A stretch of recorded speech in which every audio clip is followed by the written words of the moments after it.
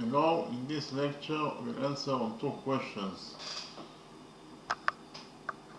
In the first question, we'll find out the radius of this quarter circle. In the second question, we'll find out the size of angle theta that is inside triangle ABC. Okay, so we'll start with the first question. In the drawing, we have a quarter circle. We know that side BC equals to 9 units, side CD equals to 16 units, and side DL equals to 12 units. And we also know that this angle DBC equals to 90 degrees. This angle also angle BCD also equals to 90 degrees, and this angle, that's actually angle CDL, is also equals to 90 degrees, and our mission is to find out the radius of this semicircle. So first of all, because of the fact that it is a semicircle, it means that this point O is the center of the semicircle. So I write it down, point O is the center of the semicircle.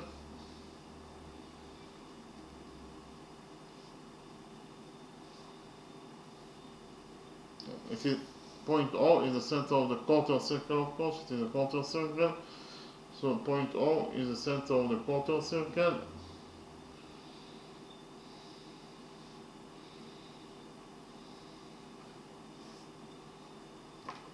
And this angle BOF, this angle equals to 90 degrees in this size. So this is a right angle.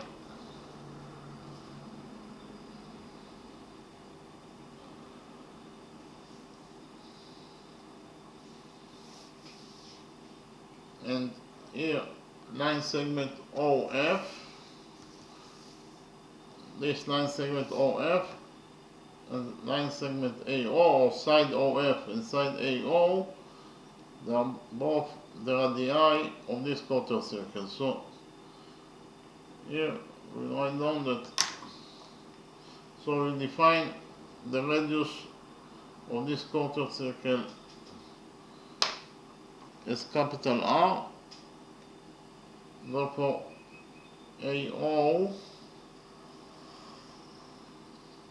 will be equal to capital R, and OF will be also equal to capital R. Both sides are the radii of this quarter circle. So they are both equal to capital R. Okay, so in the next step, we will extend side CD, the straight line CD, by a straight line until it touches the radius. So here,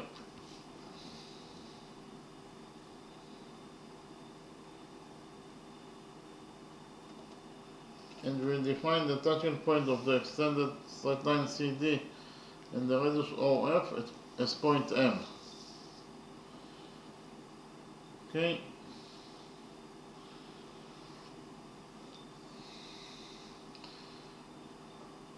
So we focus on quadrilateral BCOM.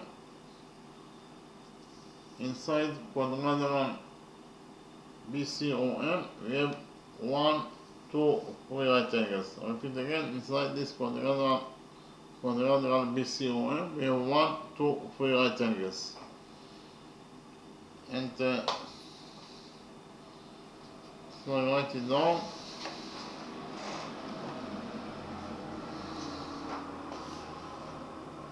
Inside quadrilateral BCOM,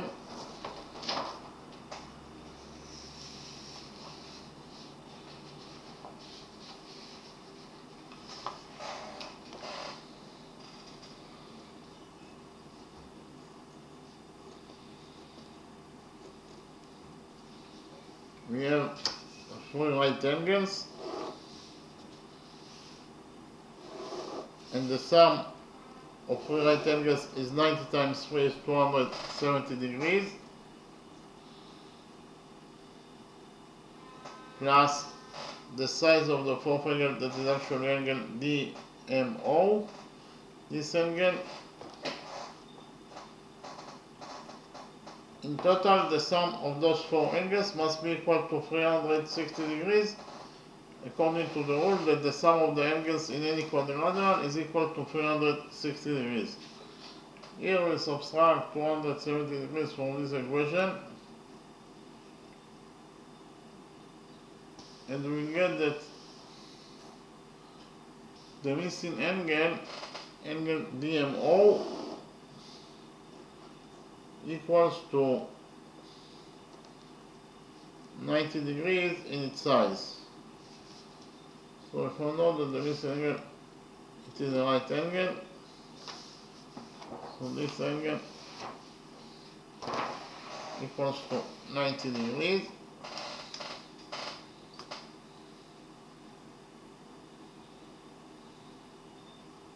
This is a right angle.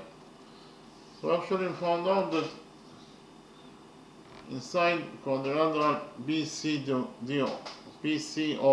inside this quadrilateral, we have 4 right angles. And any quadrilateral that has 4 right angles must be at least a rectangle, if not a square. So we relate quadrilateral BCOM as a rectangle. I write it down.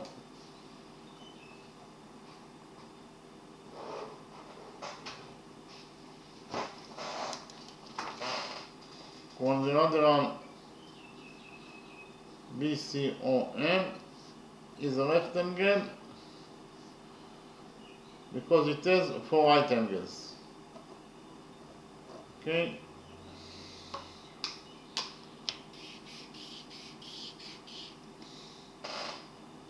And we know that the opposite sides of a rectangle are equal to each other. So in rectangle BCOM, we know that its opposite sides are equal to each other. That is to say, side BC must be equal to side OM. BC equals to OM. So I write it down.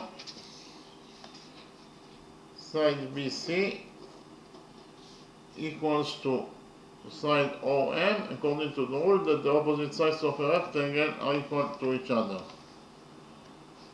Okay, side BC equals to side OM. But according to what is given us in the question, side BC equals to 9 units. So we can write down that side BC equals to 9. And from this equation, 9 equals to BC equals to OM, we will derive that side OM is also equals to 9 units. So here I found out that this side OM equals to 9 units. And here it is given us the question that side CD or line segment CD is a straight line. This line segment is a straight line, and then when we extended the straight line CD by a straight line, we got line segment CM. When you extend a straight line by a straight line, the result must be a straight line. Therefore, when we extended the straight line CD by a straight line, we got line segment CM. Therefore, CM must be a straight line. CM is a straight line. Line segment CM is a straight line.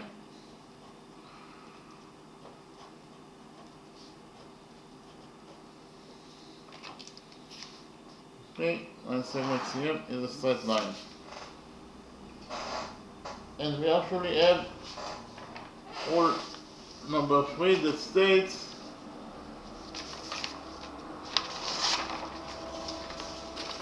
according to rule number 3 the sum of the angles on one side of a straight line is equal to 180 degrees. So here we have the straight line CD. If you focus on the upper side of the straight line CD at point O, then the sum of the angles must be equal to 180 degrees. That is to say, alpha plus beta must be equal to 180 degrees. Okay, according to this rule, alpha plus beta equals to 180 degrees. So now we actually can implement rule number 3 in our drawing. Why? Because in our drawing I found out that CM is a straight line. So if we focus on this side of the straight line CM at point D, then the sum of the angles must be equal to 180 degrees according to rule number 3.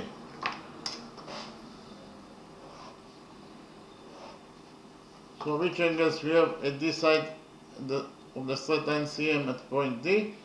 We have this angle that is equal to 90 degrees.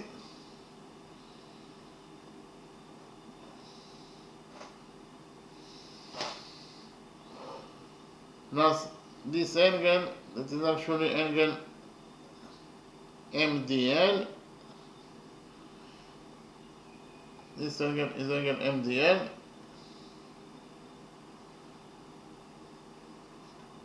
In total, the sum of those two angles must be equal to 180 degrees. So 90 degrees plus angle MDL equals to 180 degrees. We will subtract 90 degrees from this equation and we will find out that the missing angle MDL equals to 180 degrees minus 90 degrees. It is 90 degrees. So we actually found out that this angle, it is a right angle, it is equal to 90 degrees.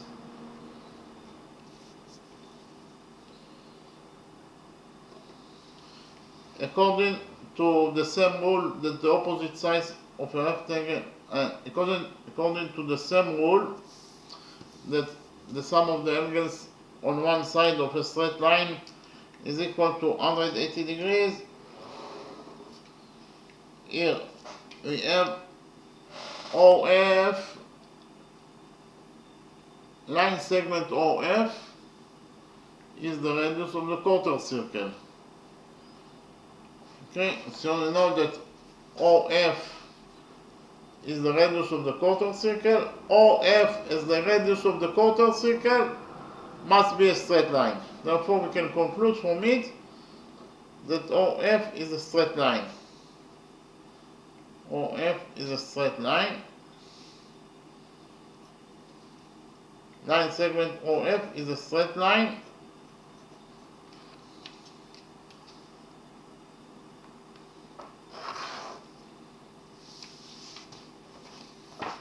So here we know that line segment OF is the radius of this quarter circle is a straight line. So if we focus on the upper side of the straight line OF at point M, on the upper side of the straight line OM at point M, then the sum of the angles on the upper side of the straight line OF at point M must be equal to 180 degrees. So which angles we have at point on the upper side of OF at point M? We have here this angle equals to 90 degrees plus this angle, it is actually angle DMF. In total, the sum of those two angles must be equal to 180 degrees according to the rule that the sum of the angles on one side of a straight line is equal to 180 degrees. So the angle that is equal to 90 degrees plus the size of angle DMF, in total they must be equal to 180 degrees. So here we subtract 90 degrees from this equation, and we will get that the missing angle, angle DMF,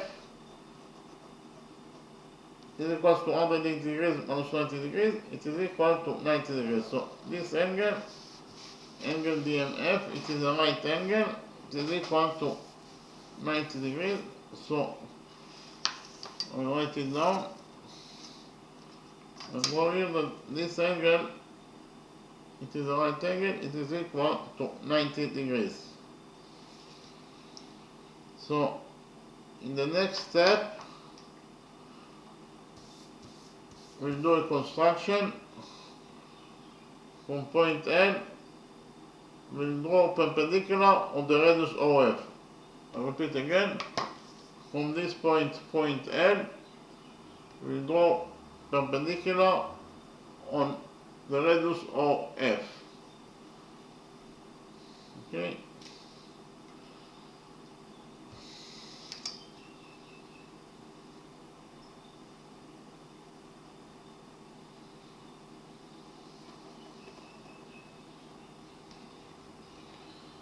So this angle equals to 90 degrees according to our construction, and we will define the touching point of the perpendicular from point L and the radius OF as point N. Point N is the touching point between the perpendicular from point L and the radius OF of the quarter circle. Okay, so you can see in the drawing that point N and point F are very close to each other, but actually the radius OF is a little bit longer than line segment ON. Therefore ON is not the radius of the quarter circle. OF, that is a little bit longer than line segment ON, will be the radius of the quarter circle. Therefore, even when we will find the value of OM, we cannot conclude from it that ON, that is, will be equal to MN plus OM, is the radius of the quarter circle, because the radius is a little bit longer than line segment ON. Okay, so here, by doing the construction, here we created here quadrilateral DLMF. So inside quadrilateral DLMF, we have 1, 2, 3 right angles.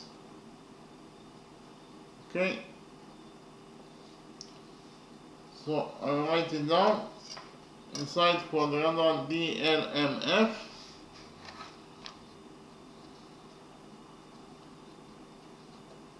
we have 3 right angles, and the sum of 3 right angles is 90 times 3 is 270 degrees.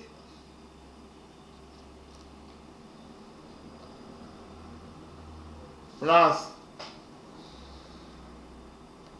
the size of the fourth angle, that is actually angle DLN, plus angle DLN.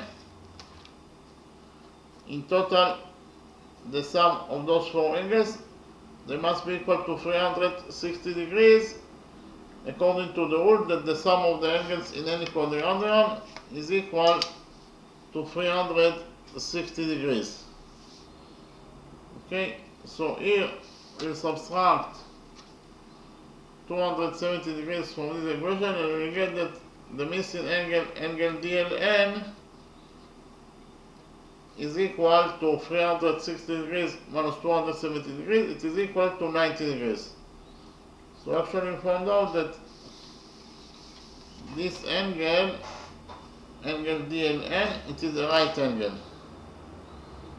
So we actually found out that inside quadrilateral DLMN we have 4 right angles. Okay? And any quadrilateral that has 4 right angles must be at least a rectangle, if not a square. So we will relate to quadrilateral DLMF as a rectangle. I write it down. Quadrilateral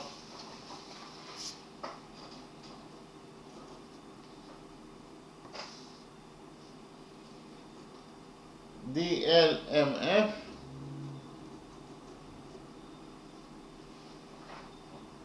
is a rectangle. Why? Because it has 4 right angles. Okay? Quadrilateral DLMF is a rectangle.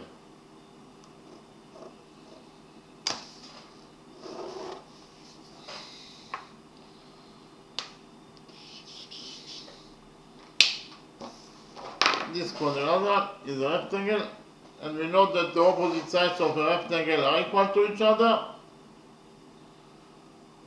So we will define side DM of the rectangle DLMF as H. So here DM equals to H according to our definition. So I'll write it down. DM equals to H.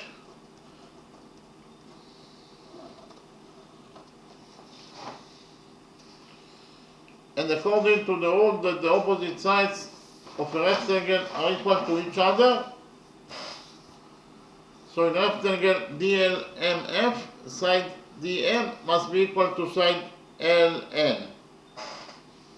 DM equals to LN. DM equals to LN according to the rule that the opposite sides of a rectangle are equal to each other. Okay, but according to our definition, DM equals to H.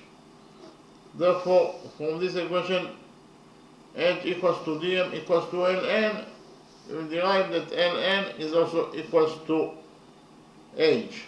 Ln equals to H. Okay, Ln equals to H. So we can write down here that Ln, side Ln of rectangle DLMN is equal to H. Likewise, according to the same rule that the opposite sides of a rectangle are equal to each other,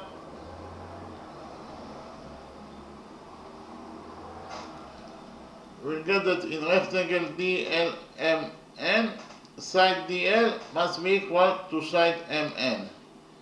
Side DN equals to side MN. Here, side in rectangle DLMF, side DL equals to side MN. But actually rectangle DLMN. Okay, the rectangle is DLMN because here point N is a little bit in the left side to the point F. Okay, the rectangle DLMN. So here side DL equals to side MN according to the rule that the opposite sides of a rectangle are equal to each other. But according to what is given as the question, side DL equals to 12 units. So we can write down here that side DL equals to 12. And from this equation, 12 equals to DL equals to MN. We will derive that side MN is also equals to 12 units. Side MN equals to 12 units. So I found out that side MN equals to 12 units. You can see here that line segment ON, this line segment ON equals to OM plus MN. OM is 9, MN is 12, and therefore line segment ON equals to 9 plus 12, that is 21 units, but the radius of this quarter circle is OF that is a little bit longer than ON. That is to say, the radius of the quarter circle will be a little bit longer than 21 units. Okay? So here we will join points O and C together by a straight line.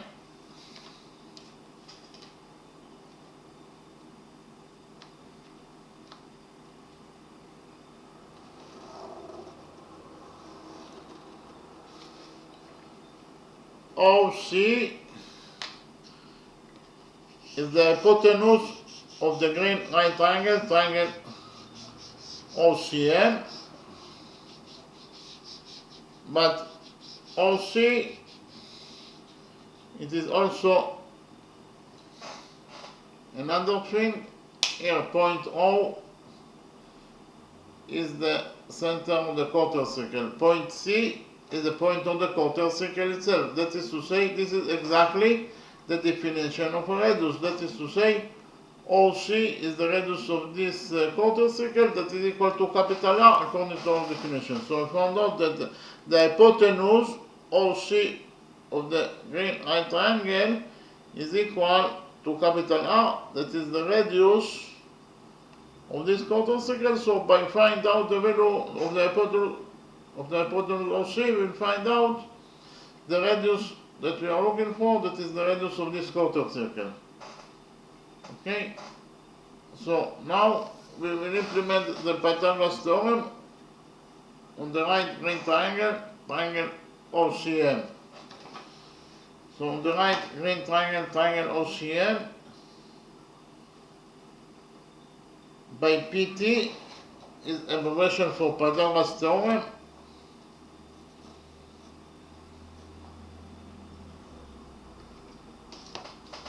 According to the Pythagoras theorem, the square of the hypotenuse equals to the sum of the squares of the perpendiculars.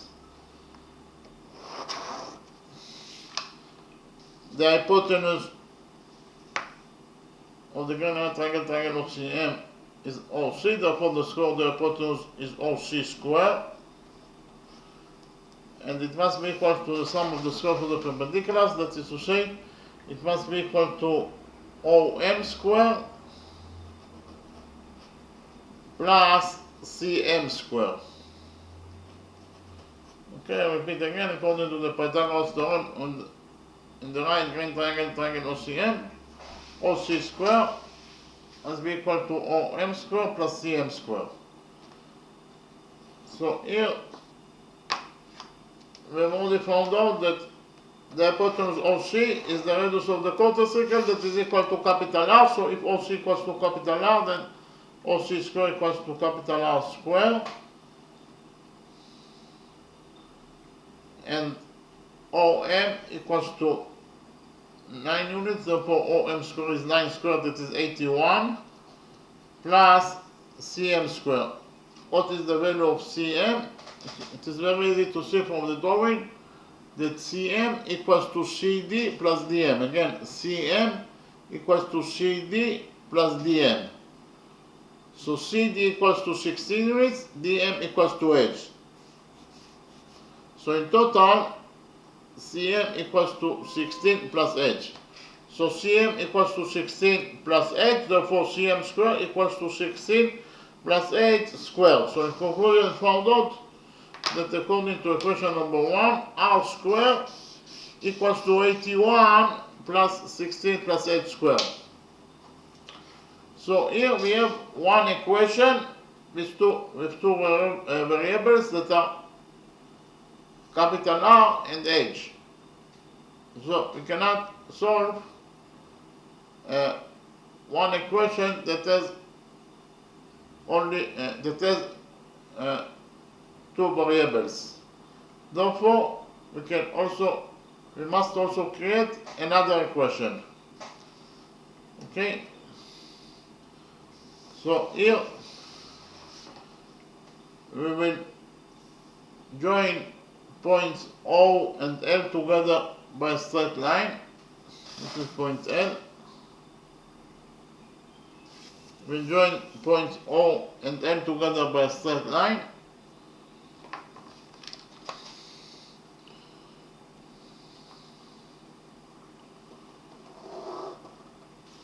By joining points O and L by a straight line, we created here the right triangle, triangle LON. Okay, this angle LNO equals to 90 degrees according to our construction. Therefore, triangle LNO is the right triangle. Okay, now we will implement the Pythagoras theorem on the right orange triangle, triangle LNO. So in the right orange triangle, triangle LNO, by PT is abbreviation for Pythagoras theorem.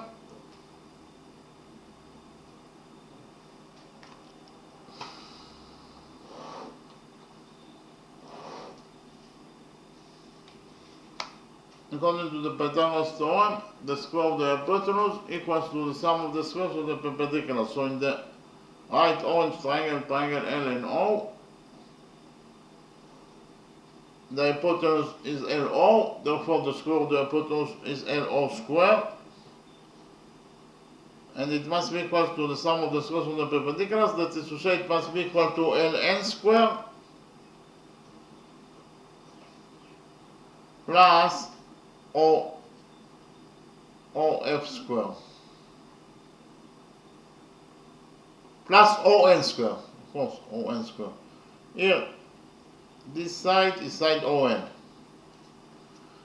Okay, this side is side ON. ON squared. I repeat again, according to the Pythagoras theorem, on the orange triangle, on the orange right triangle, triangle LNO, LO squared equals to LN squared plus ON squared. But LO is the hypotenuse of the orange right triangle. But what is the definition of the hypotenuse LO? Here, point O is the center of the quarter circle. Point L is the point of the quarter circle itself. This is exactly the definition of a radius. That is to say, OL is the radius of the quarter circle that is equal to capital R according to our definition. So, OL equals to capital R. So, if OL equals to capital R, then OL square or LO square will be equal to capital R square. And it is equal to LN square. Here Ln equals to 8, therefore Ln square equals to 8 square plus On square. What is the value of On? On equals to Om plus Mn. Again, On equals to Om plus Mn.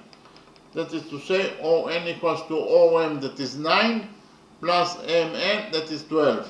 So in total, On equals to 9 plus 12, that is 21. So On equals to 21, therefore On square equals to 21 square.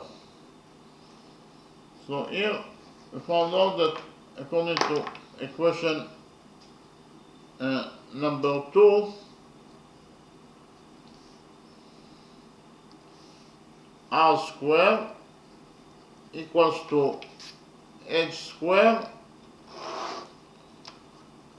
plus 21 squared, that is 441. So according to equation number 2, R squared equals to H squared plus 441, while according to equation number 1, we already found out that R squared equals to 81 plus 16 plus H squared. So here we have two different expressions for R squared. Therefore, we'll create equation number 3 that states that R squared according to equation number 1 must be equal to R squared according to equation number 2. Okay, so here r squared according to equation number 1 is equal to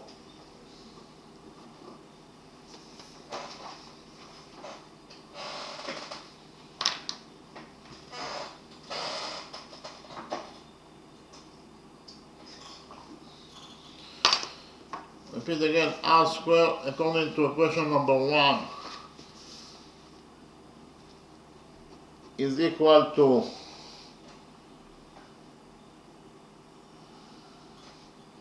81 plus 16 plus h squared, and this r squared must be equal to r squared according to equation number 2, that is actually equals to h squared plus 441. So here we have equation number 3 that has only one variable that is missing, that is actually h.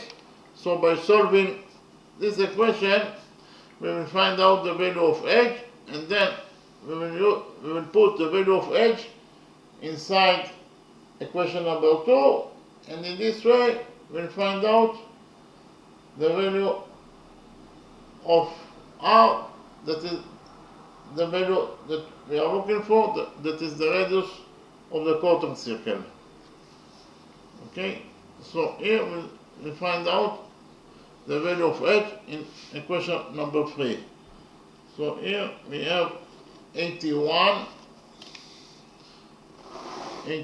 plus 16 plus h squared. We'll open the brackets here, and we get that 16 plus h squared equals to 16 squared, that is 256, plus h squared, plus 2 times 16 times h is plus 32h. And it is equal to h squared plus 441. Here, 81 plus 256 equals to 337 plus 8. So, but here we have h squared on both sides of the equation, so h squared will get cancelled.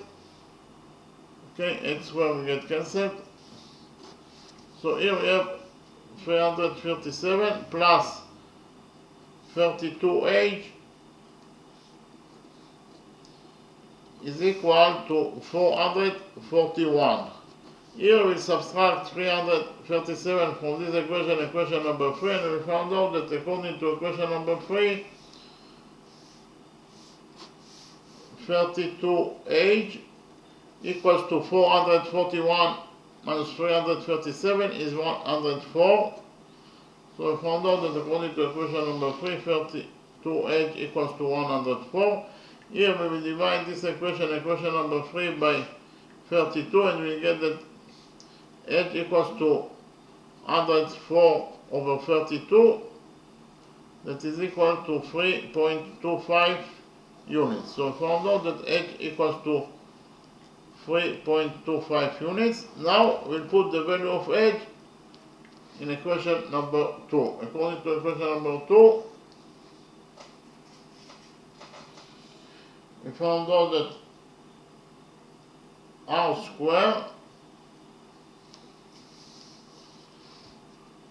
equals to h squared plus 441. And we found out that h equals to 3.25.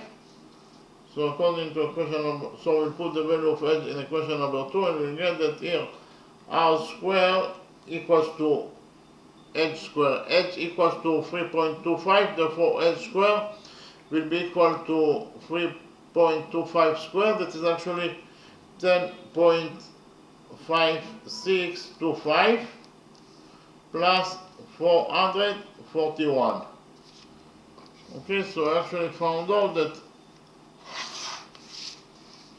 r squared, that is the radius that we are looking for according to equation number 2, it is equals to 441 plus 10.5625 equals to 451.5625.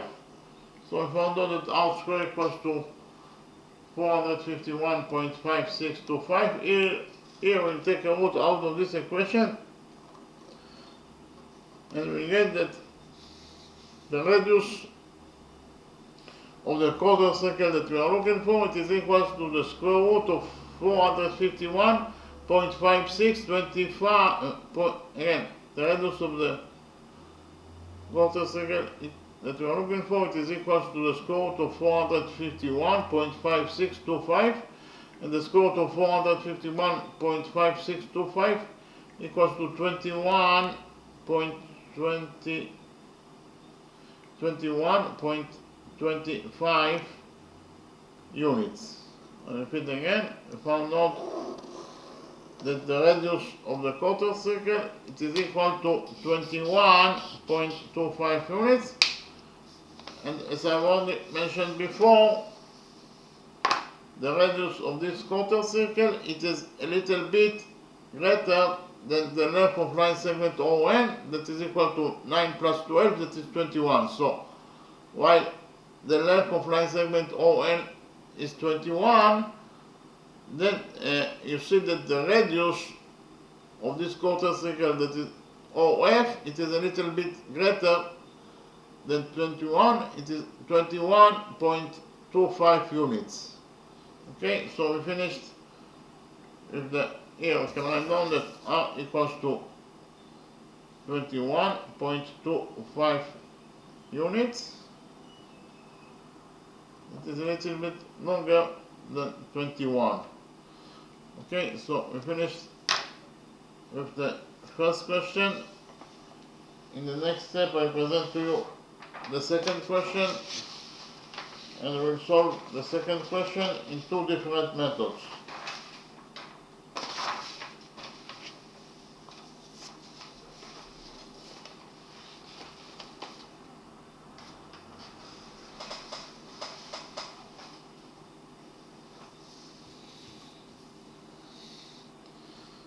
So in the drawing we have triangle ABC, angle ACB equals to 40 degrees, angle ADC, this angle equals to 80 degrees, and side AC equals to Y units, side DC equals to X units, side AB equals to X plus Y units, and the angle that we are looking for is this angle, angle theta. So our mission is to find out the value of angle ABC that is equal to theta. Okay, so we'll start with the first method. In the first method, we'll do a construction. Here we will extend side BC by a straight line in such a way that the straight line that we will create will be equal to Y units. Here we'll extend side BC by a straight line. So here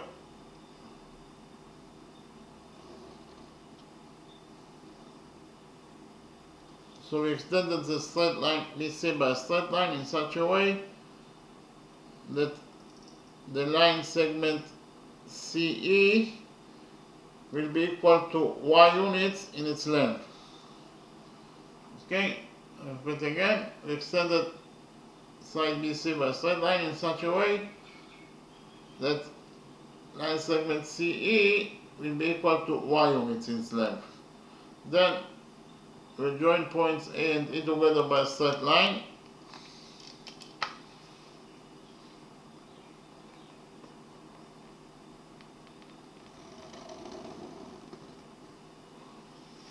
So by joining points A and E by a straight line, we created here a new triangle, triangle ACE. So I will copy triangle ACE in the new page and we'll analyze triangle ACE. Okay.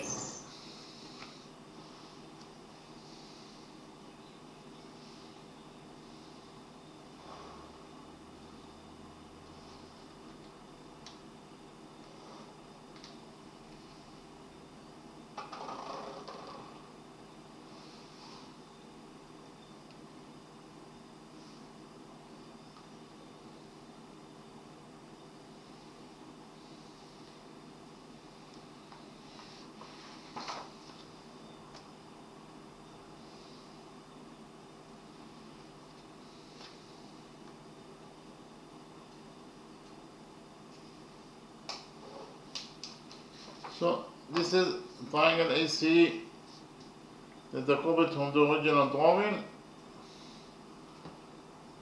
You can see both sides, that is to say side AC and side AE, they are both equal to y, therefore they are equal to each other. So I write it down. Side AC is equal to side CE. They are both equal to y, therefore they are equal to each other. Okay, side AC equals to side EE equals to y. And we have the rule that in front of equal sides in the triangle there are equal angles. That is to say, in front of those two equal sides in triangle ACE there are equal angles. In front of this side we have this angle, and in front of this side we have this angle. So those two angles must be equal to each other according to the rule that I mentioned. So here we can write down that angle CAE, this angle, must be equal to angle AEC, this angle. Why? Because those two angles are located in front of equal sides, therefore they are equal to each other. So angle CAE equals to angle AC. So if we define angle CAE as alpha, here angle CAE equals to alpha, we can write down here that angle CAE equals to alpha according to our definition. Then from this equation alpha equals to CAE equals to AEC, we will derive that angle AEC is also equals to alpha. Angle AEC is also equals to alpha. Here this angle AEC is also equals to alpha. Okay, so I found out that those two angles, they are both equal to alpha.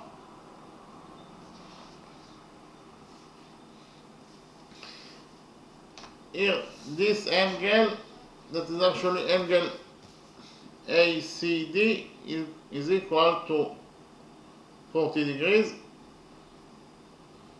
So here, this angle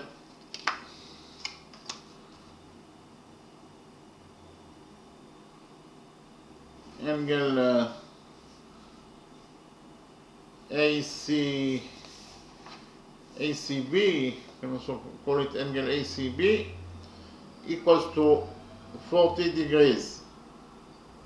From the drawing, you can see that this angle ACB equals to 40 degrees. Okay. So in the next step, I will present to you the angle bisector, the exterior angle theorem, and we will implement the exterior angle theorem in our triangle ACE. So what is the exterior angle theorem?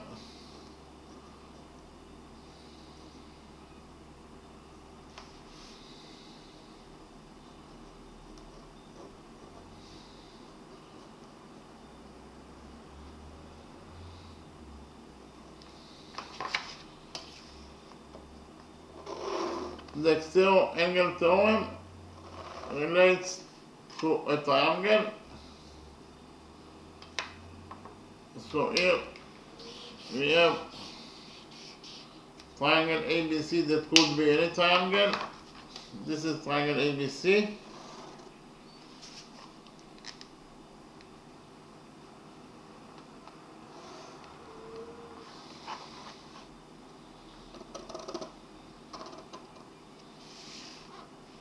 Repeat again, this is triangle ABC that could be any triangle. Inside triangle ABC, we have three angles. This is angle alpha, this is angle beta, and this is angle gamma. So those angles alpha, beta, and gamma, are defined as an interior angles. They are defined as interior angles. Why they are defined as an interior angles? Because of the fact that they are located inside triangle ABC. While this angle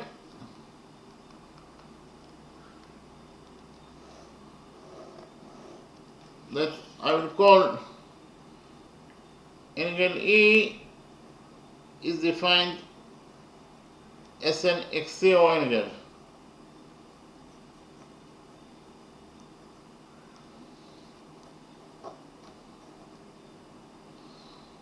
And angle E is defined as an exterior angle because of the fact that it is located outside the triangle ABC.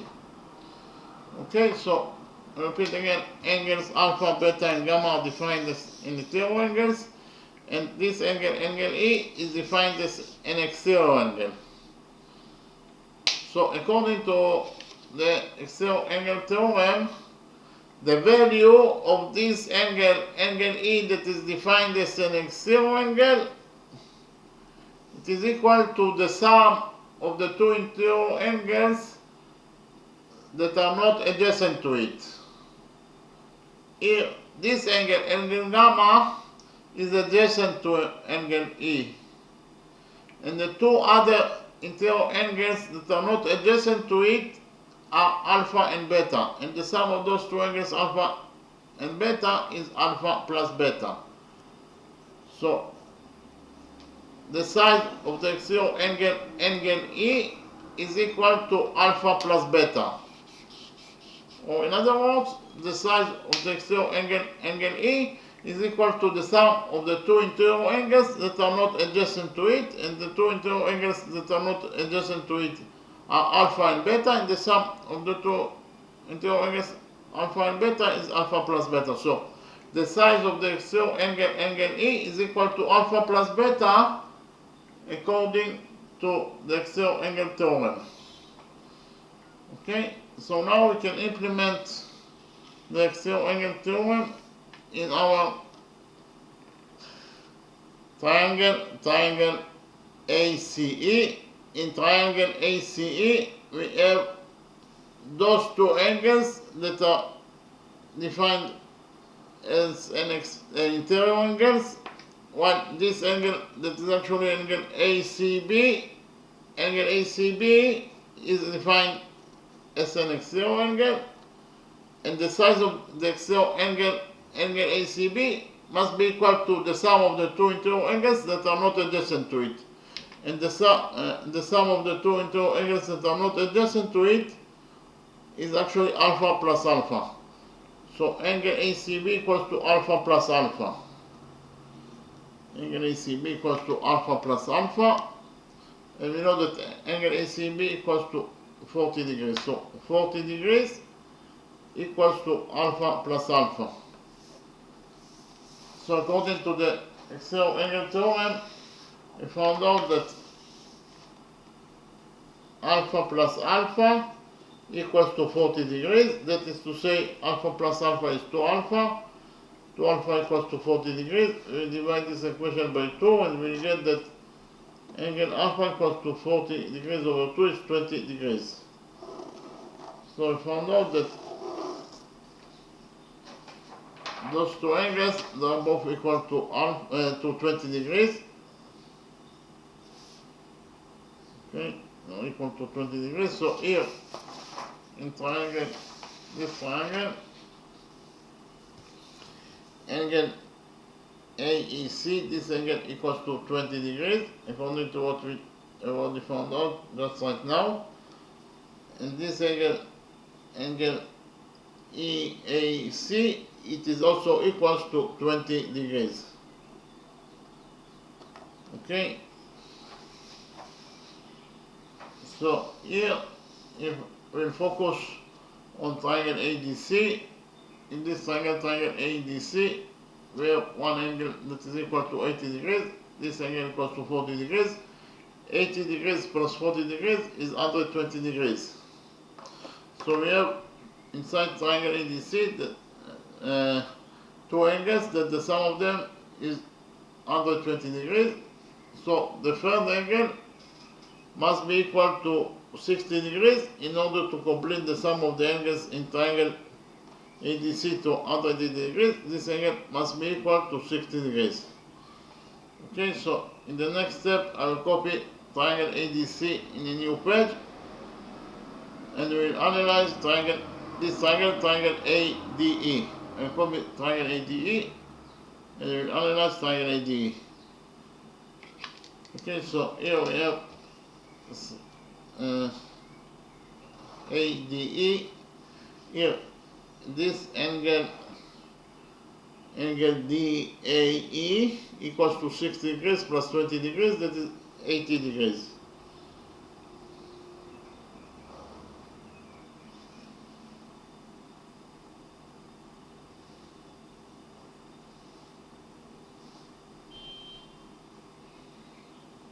This angle ADE, it is also equals to 80 degrees. Okay, angle ADE, it is also equals to 80 degrees.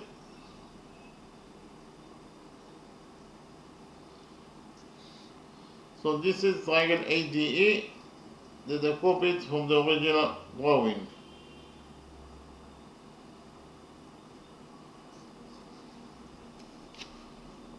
Okay, what is the length of side DE?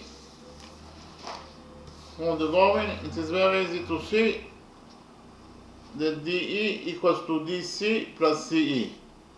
Okay, DE equals to DC plus CE. That is to say, DE equals to DC, that is X, plus CE, that is Y. So, in total, DC equals to X plus Y. In total, DE equals to X plus Y. So here, DE equals to X plus Y. So here, in triangle ADE, this triangle, those two angles, are both equal to 80 degrees, therefore they are equal to each other. Okay, so here we can write down that angle DAE is equal to angle ADE, this angle. So they are both equal to 80 degrees, therefore they are equal to each other. Okay. And according to the rule that in front of equal angles in a triangle there are equal sides, here in front of this angle that is equal to 80 degrees we have side AE, while in front of this angle that is equal to also to 80 degrees we have side DE. And according to the rule that I mentioned, here side AE must be equal to side DE. AE must be equal, side AE must be equal to side DE. Okay.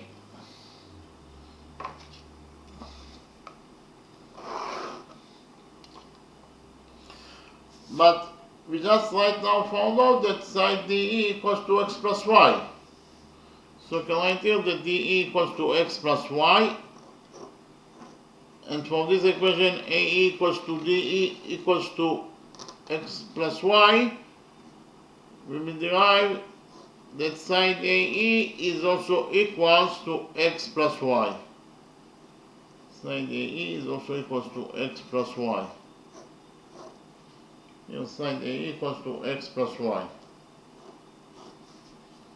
Okay.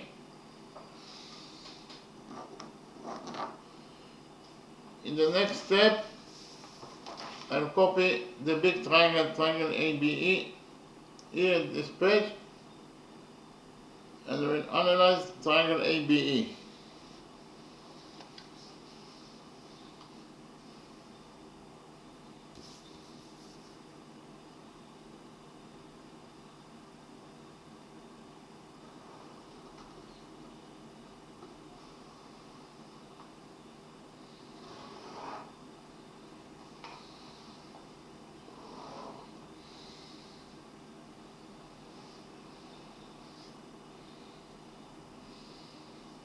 angle ABE, that is the angle that we are looking for, it is equal to theta. We have already found out that angle AB equals to 20 degrees. Here, side AB equals to x plus y according to what is given as the question. And we just right now found out that side AE is also equals to x plus y. Okay, so here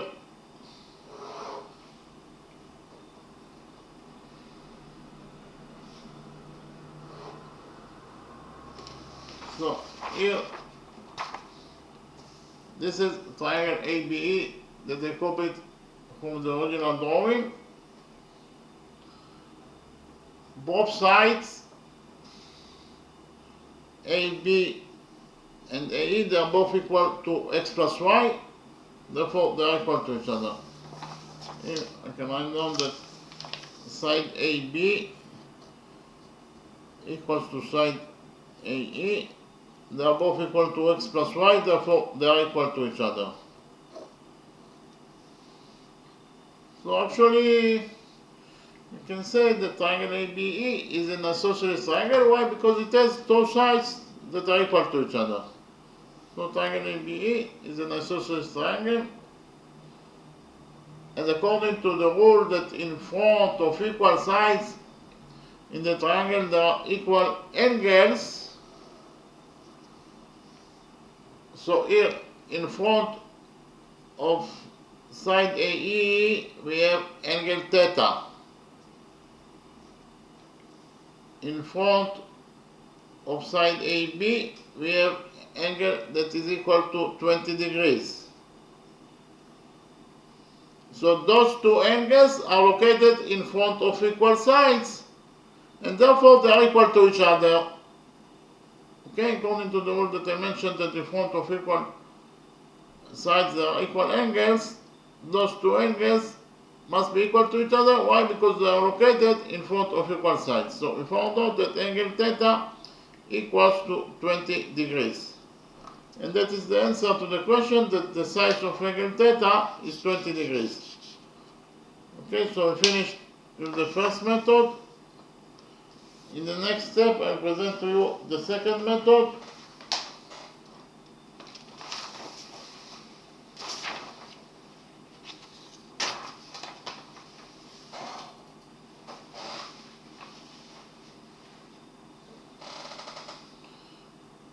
In the second method, we'll focus on triangle ADC.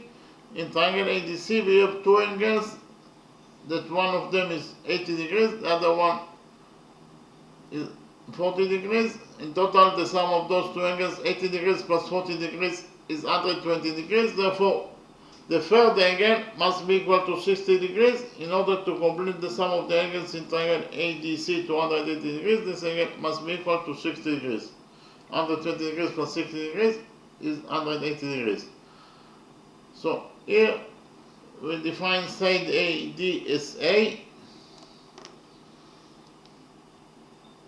In the next step, I will present to you the law of sines, and we will implement the law of sines in triangle ADC and also in triangle ABD. So what is the law of sines? The law of sines is true in any triangle.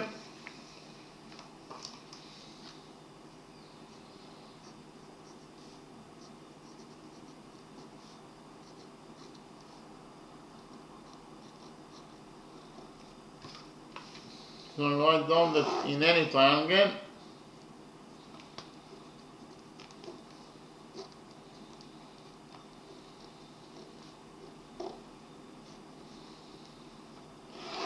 so we have here triangle ABC that could be any triangle. This is triangle ABC.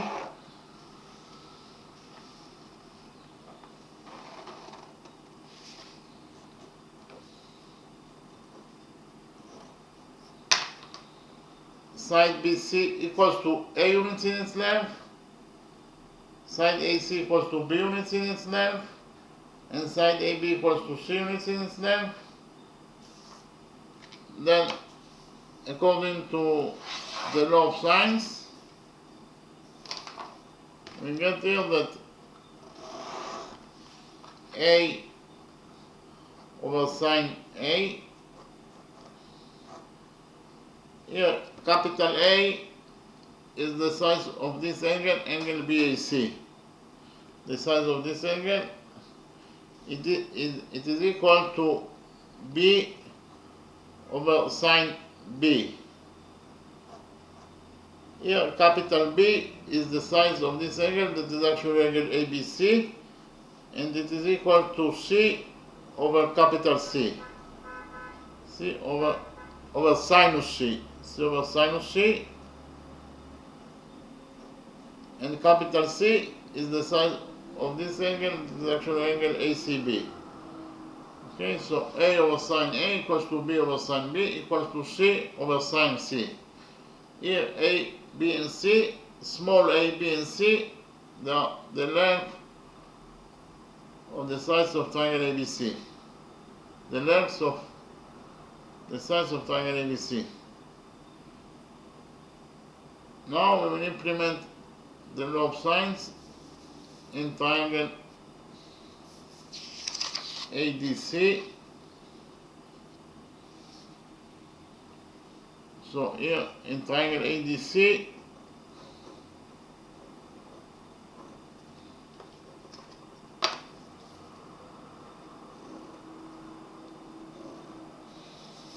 according to the law of sines,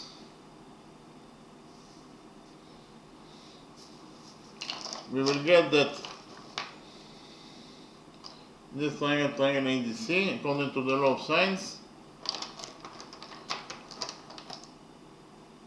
we will get that DC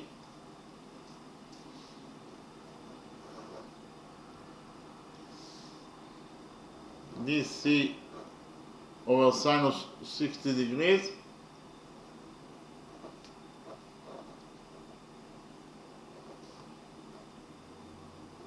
is equal to AD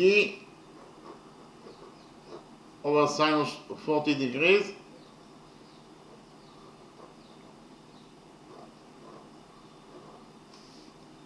and it is also equal to AC over sinus 80 degrees. So actually equation number 1, this equation number 1 is the implementation of the law of sines in triangle ADC. Okay.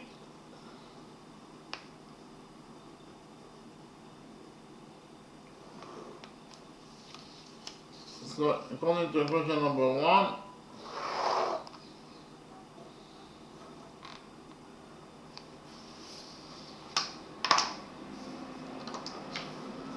here we have DC equals to X, so we substitute DC by X. So here we have X over sinus 60 degrees. That is equal to AD over sinus 40 degrees. AD equals to A, so we substitute AD by A, so it is A over sinus 40 degrees. And it is equal to AC, AC equals to Y, here AC equals to Y, so we substitute AC by Y, so it is Y over sinus 80 degrees. So here we have three expressions that are equal to each other, and because of the fact that they are all equal to each other, we can define the value of each expression out of those three expressions as k. Okay, so is each expression equals to k? Because of the fact that all the expressions are equal to each other, we can define the value of each expression as k. Okay, and from this long equation, we will derive the first equation. We will derive here that x over sinus 60 degrees equals to k. Here x over sinus 60 degrees equals to K.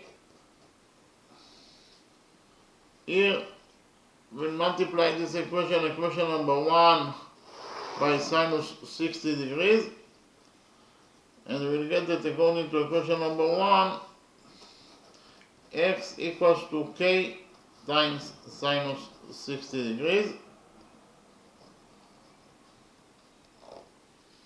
Okay, so I found out the value of x according to equation number 1, x equals to K times sinus 60 degrees. Likewise, this expression, that is a over sinus 40 degrees, must be equal to this expression, that is k. So you can write down in question number 2 that a over sine 40 degrees equals to k. So here we will multiply this equation number 2 by sinus 40 degrees, and we will get that according to equation number 2,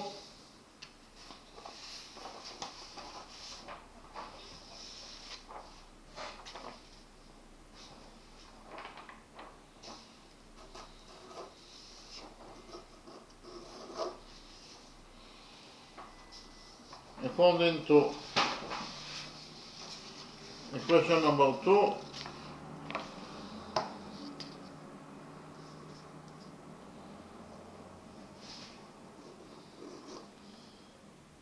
a equals to k times sinus 40 degrees.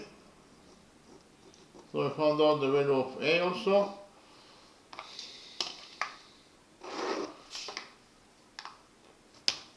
And finally,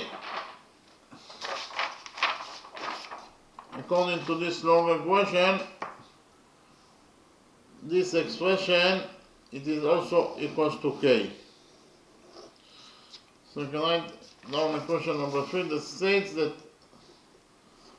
y over sinus 80 degrees is equals to k, is equal to k. So here we will multiply this equation number 3 by sinus 80 degrees, and we will get that according to equation number 3, y equals to k times sinus 80 degrees. Okay, so we actually found out the values of x, y, and a. In the next step, we'll focus on triangle ABD, and we'll implement the law of sines in this triangle ABD. But first of all, we know that ABC is a triangle, and therefore in triangle ABC, side BC is a straight line. Side BC is one side of triangle ABC, and BC is a side of a triangle. It must be a straight line. Okay, so we can find out that BC, side BC is a straight line,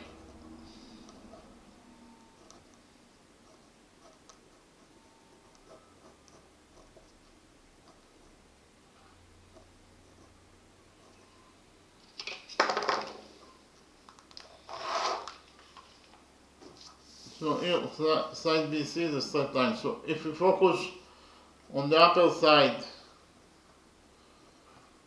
of the straight line BC at point D,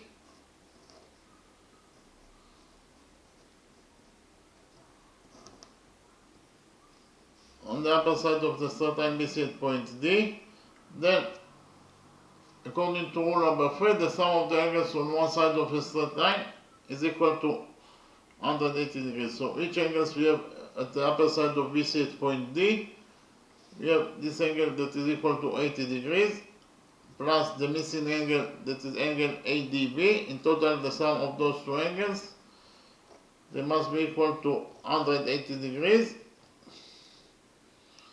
Here we subtract 80 degrees from this equation and we will get that the missing angle, angle ADB, is equals to 180 degrees minus 80 degrees. It is equals to 100 degrees. So we found out that this angle, it is equals to 100 degrees. Now we'll implement the law of sines in this triangle, triangle ABD. According to the law of sines in triangle ABD, according to the law of sines,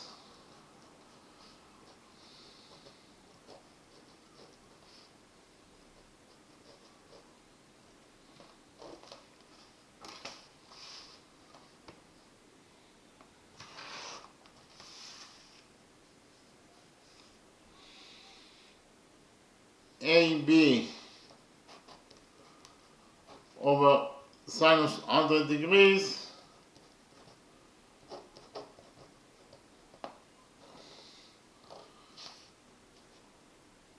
is equal to AD, here I repeat again, AB, this side AB over sinus 100 degrees equals to AD over sinus theta. Okay.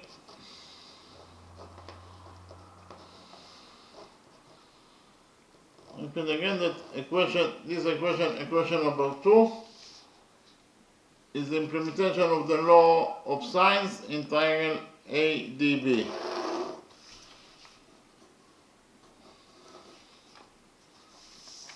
Side AB equals to x plus y, so we substitute side AB by x plus y, so we get that here AB is x plus y over sinus 100 degrees, it is equals to AD equals to A, therefore we'll substitute AD by A, so it is A over sinus theta. Theta is the angle that we are looking for. Okay.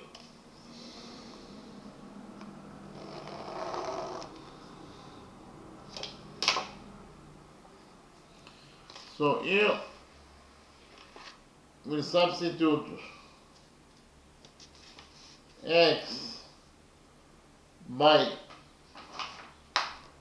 k times sinus 60 degrees. We substitute a by k times sinus 40 degrees, and we'll substitute y by k times sinus 80 degrees. And we'll get that x is equal to k times sinus 60 degrees plus y that is equal to k times sinus 80 degrees over sinus 100 degrees. It is equal to A is equals to k times sinus 40 degrees over sinus theta. Okay, as I've already mentioned before, we substitute x by k sinus 60 degrees, we substitute y by k times sinus 80 degrees, and we substitute a by k times sinus 40 degrees. Here we have k on both sides of the equation, so k will get cancelled, And what is left for equation number 2 after we cancelled k? What is left is actually we have here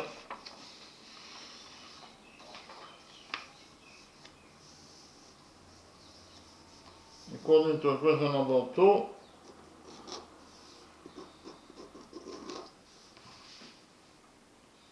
we have sinus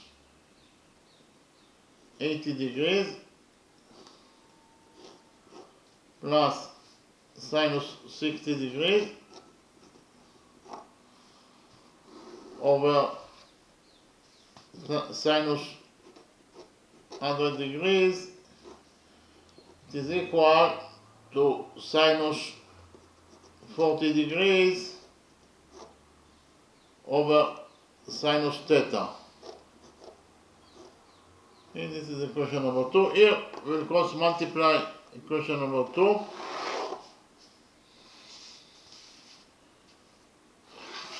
And we get that according to equation number 2, we have sinus 80 degrees plus sinus 60 degrees times sinus theta is equals to sinus 80 degrees times sinus 40 degrees. Okay. Here we divide this equation number 2 by sinus 80 degrees plus sinus 60 degrees, and we get that according to equation number 2, sinus theta equals to sinus 80 degrees plus sinus 40 degrees over, it is actually sinus 80 degrees times sinus 40 degrees, sinus 80 degrees times sinus 40 degrees over sinus 80 degrees plus sinus 60 degrees. Okay.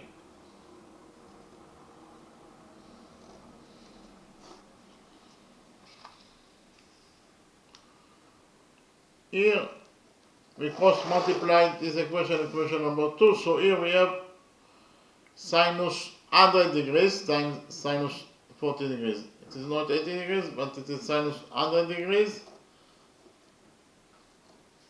Here it is sinus 100 degrees times sinus 40 degrees. So here, according to equation number 2, I found out that sinus theta equals to sinus 100 degrees times sinus 40 degrees over sinus 80 degrees plus sinus 60 degrees. So here we have the trigonometric identity that states that sinus 90 degrees plus theta is equal to cosine theta.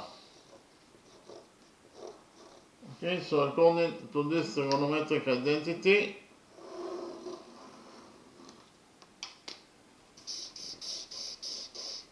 sinus 90 degrees plus theta equals to cosine theta.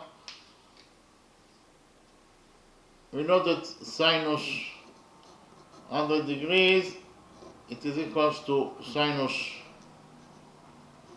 90 degrees plus 10 degrees. And according to this trigonometric identity, sinus 90 degrees plus 10 degrees equals to cosine 10 degrees. That is to say, we can substitute sinus 100 degrees by cosine theta, by cosine 10 degrees in this equation number 2. In addition, we have here we have the second trigonometric identity that states that sinus 2a equals to 2 sinus a cosine a, Okay, so according to this trigonometric identity, we know that sinus 40 degrees is sinus 2 times 20 degrees, and sinus 2 times 20 degrees according to this trigonometric identity will be equal to 2 times sinus 20 degrees times cosine 20 degrees. That is to say, we will substitute sinus 40 degrees by 2 times sinus 20 degrees times cosine 20 degrees.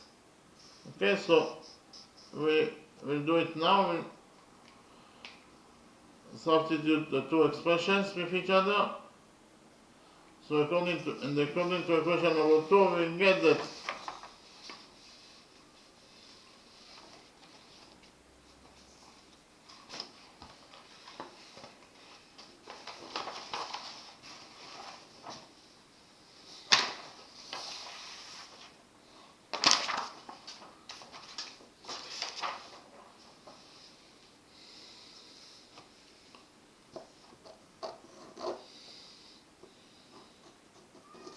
sinus theta equals to sinus 100 degrees, but we have already found out that sinus 100 degrees equals to cosine 10 degrees, so we substitute sinus 100 degrees by cosine 10 degrees times sinus 40 degrees. Sinus 40 degrees equals to 2 times sinus 20 degrees times cosine 20 degrees. So we substituted sine 40 degrees by 2 times sine 20 degrees times cosine 20 degrees. And we have to divide it by sine 80 degrees plus sine 60 degrees. Okay.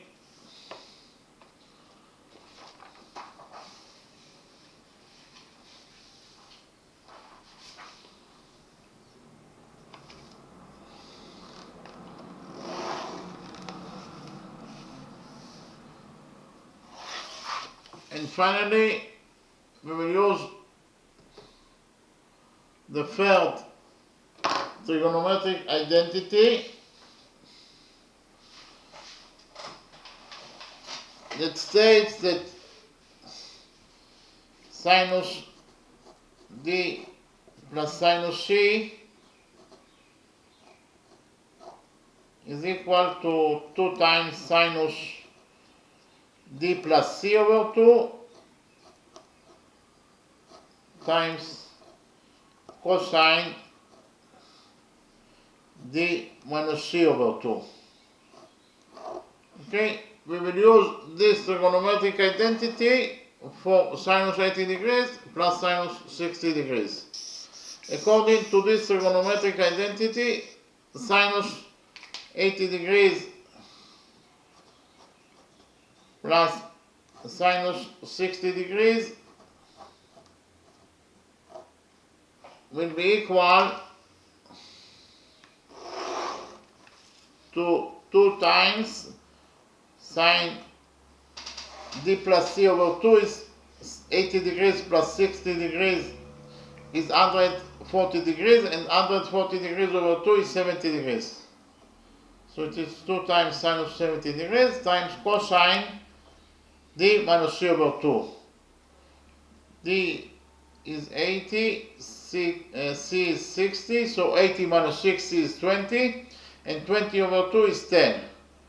So in conclusion, we found out that sinus 80 degrees plus sinus 60 degrees, according to this trigonometric identity, it is equal to 2 times sinus 70 degrees times cosine 10 degrees. So we substitute sinus 80 degrees plus sinus 60 degrees, that is located in the denominator of this side of equation number 2, by 2 times sinus 70 degrees times cosine 10 degrees.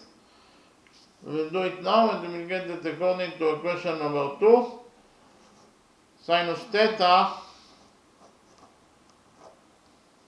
equals to 2 times cosine 10 degrees times sinus 20 degrees times cosine 20 degrees. And in the denominator we have sinus 80 degrees plus sinus 60 degrees, but we just right now found out that sinus 80 degrees plus sinus 60 degrees equals to 2 times sinus 70 degrees times cosine 10 degrees. Okay? So we have 2 in the numerator and 2 in the denominator, so 2 will get cancelled. We have cosine 10 degrees in the numerator and cosine 10 degrees in the denominator, so cosine 10 degrees will also get cancelled. And what is left from equation number 2 after we cancelled the two expressions? Well, what is left is actually we have here sinus theta, that is the angle that we are looking for, equals to sinus 20 degrees times cosine 20 degrees over sinus 70 degrees. So we actually use here the fourth trigonometric identity. According to the following trigonometric identity, we will get that sinus 90 degrees minus theta equals to cosine theta. Repeat again, sinus 90 degrees minus theta equals to cosine theta. So we use this trigonometric identity for sinus 70 degrees. We know that sinus 70 degrees is equals to sinus 90 degrees minus 20 degrees, and sinus 90 degrees minus 20 degrees equals to cosine 20 degrees according to this trigonometric identity. Okay, it is equals to cosine 20 degrees. So in conclusion, I found out that sinus 70 degrees equals to cosine 20 degrees. Therefore, we can substitute sinus 70 degrees in this equation, equation number 2, by cosine 20 degrees. We will do it now and we will get that according to equation number 2.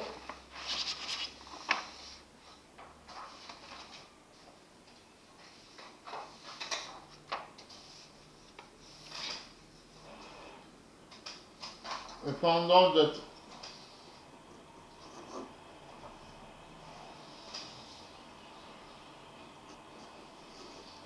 sinus theta equals to sinus 20 degrees times cosine 20 degrees, all divided by sinus 70 degrees, but we just right now found out that sinus 70 degrees equals to cosine 20 degrees. Therefore, we'll substitute sinus 70 degrees by cosine 20 degrees. Okay, so we have this equation. We have cosine theta, we have cosine 20 degrees in the numerator and cosine 20 degrees in the denominator, so cosine 20 degrees will get cancelled. And we found out that according to equation number 2, sinus theta equals to sinus 20 degrees. And if sinus theta equals to sinus 20 degrees, it means that theta equals to 20 degrees. According to the rule that if sinus alpha equals to sinus beta, it means that alpha equals to beta. So we found out that theta equals to 20 degrees according to the second method also. So now we'll summarize the lecture. We'll start with the first question, of course.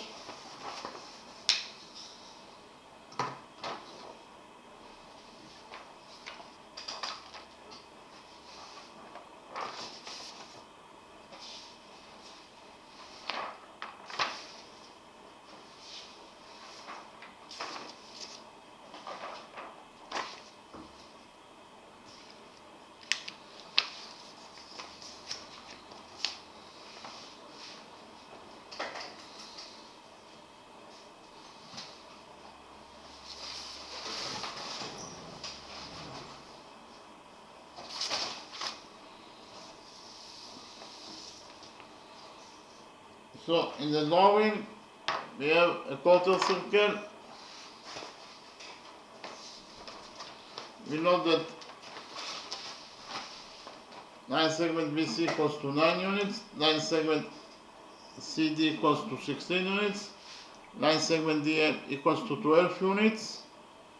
This angle DBC equals to 90 degrees, this angle BCD equals to 90 degrees, and this angle CDL, it is also equals to 90 degrees, and our mission is to find out the radius of this quarter circle.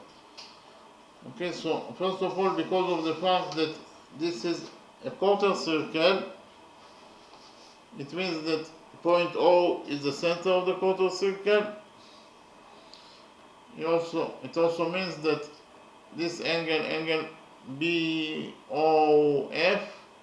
is equal to 90 degrees, and also line segment AO, side AO and side OF, they are both the radii of this quarter circle, so we define the radius of the quarter circle as capital R. Therefore, both sides AO and OF, they are equal to capital R.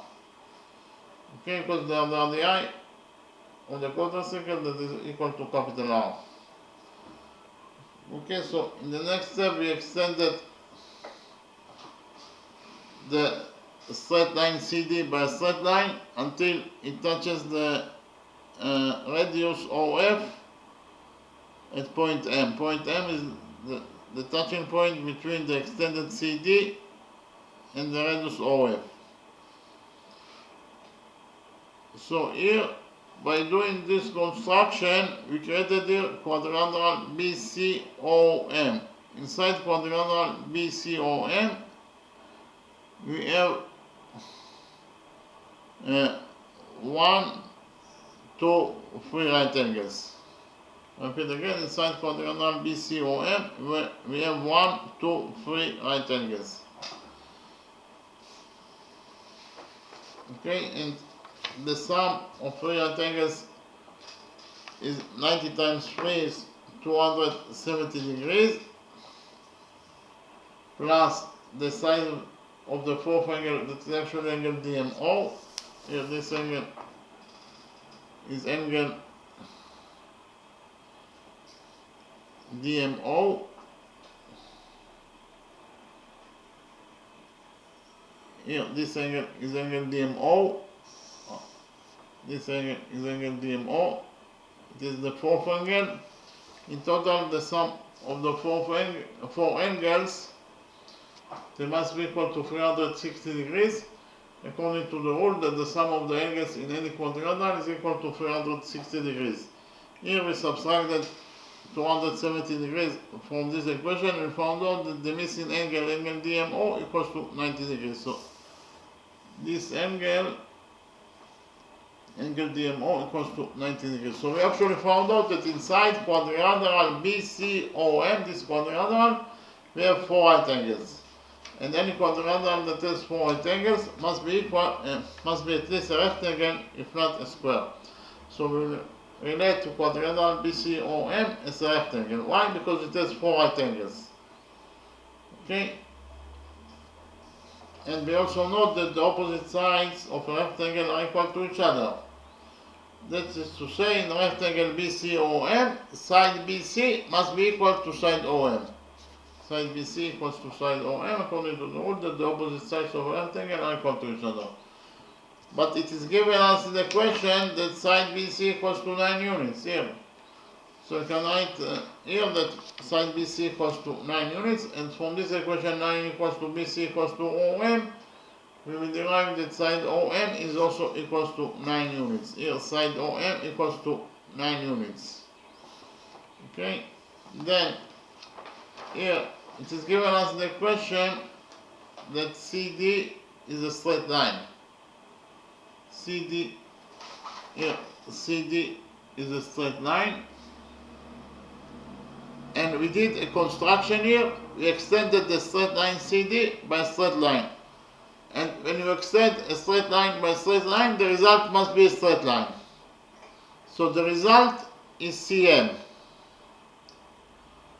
The result is CM, therefore CM must be a straight line. We extended the straight line CD by straight line. We got line segment CM, and CM must be also a straight line. So we know that CM is a straight line. Okay, CM is a straight line. So if we focus here, CM is a straight line. If we focus on this side of the straight line CM at point D, then the sum of the angles here must be equal to 180 degrees according to the rule that the sum of the angles on one side of a straight line is equal to 180 degrees. So here CD is a straight line. So if we focus on point O on the upper side of the straight line CD at point O, then the sum of the angles here must be equal to 180 degrees. That is to say, alpha plus beta must be equal to 180 degrees according to rule number 3. We implemented rule number 3 here in our drawing. So here at this side of the straight line CM at point D, the sum of the angles must be equal to 180 degrees. So which angles we have here? We have this angle that is equal to 90 degrees plus angle MDL. In total, the sum of those two angles must be equal to 180 degrees. Here we have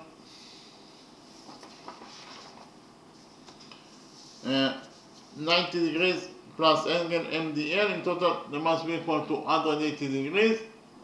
We subtracted 90 degrees from this equation and we found out that the missing angle MDL, is equal to 90 degrees. Here, this angle MDL, it is equal to 90 degrees. Okay. Then OF is the radius of the quarter circle, therefore it is absolutely a straight line. OF is the radius of the quarter circle, it must be a straight line. So if we focus on the upper side,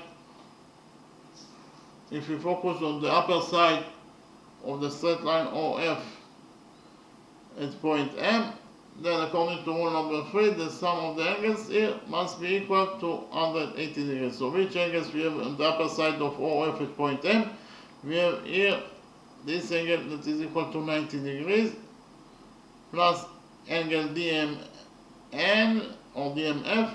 In total, the sum of those two angles must be equal to 180 degrees. And repeat again, 90 degrees plus angle DMF must be equal in total to 180 degrees. We subtracted 90 degrees from this equation and found out that the missing angle DMF, this angle, it is equal to 90 degrees. So we found out actually that those two angles are both equal